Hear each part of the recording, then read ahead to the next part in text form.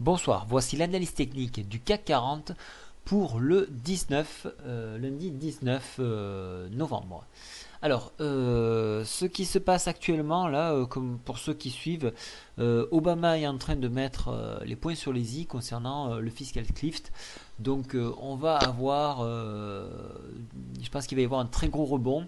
Je ne pensais pas que ça allait venir comme ça d'un coup, mais bon, ça fait l'effet d'une bombe actuellement.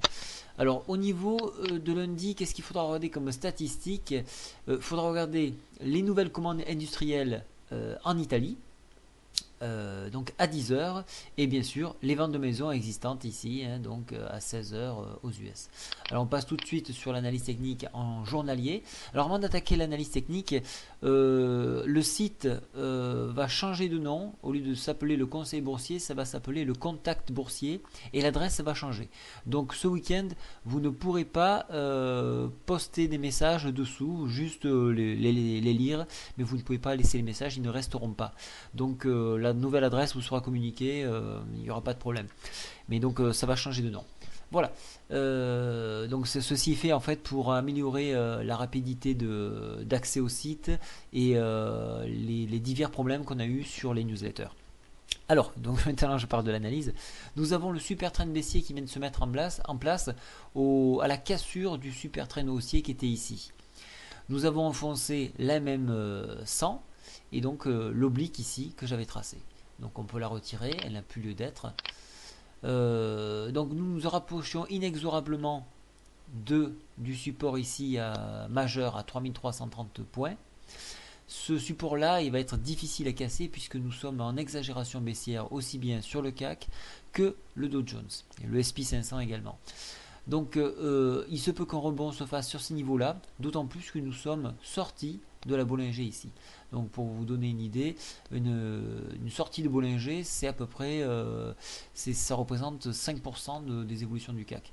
Donc une réintégration de la Bollinger devrait se faire la semaine prochaine et donc revenir tester, pourquoi pas, la MM100 sur 3389 dans un premier temps. Attention, on risque de croiser MM7 sur MM100, donc MM100, pardon, donc un mouvement baissier à nouveau puissant pourrait s'enclencher. Au dépassement de cette MM100, on pourrait revenir au contact des 3407 points. En cas d'échec, retour bien sûr sur le support 3330 où un gros test devrait se faire. Voilà, au niveau indicateur technique, la MACD est baissière et vraiment très baissière, donc c'est négatif. Le stochastique est en survente mais se trouve toujours dans une situation donc baissière. Voilà, je me change au passage. Et le Force Index, quant à lui, est baissier. Et la puissance des bears est bien là. Alors, tout est négatif. Il n'y a aucun signe de redressement.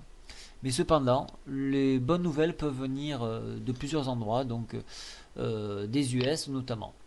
Voilà, donc pour ma part, j'ai pris une très lourde position à la hausse, car je pense qu'on est proche d'un rallye haussier.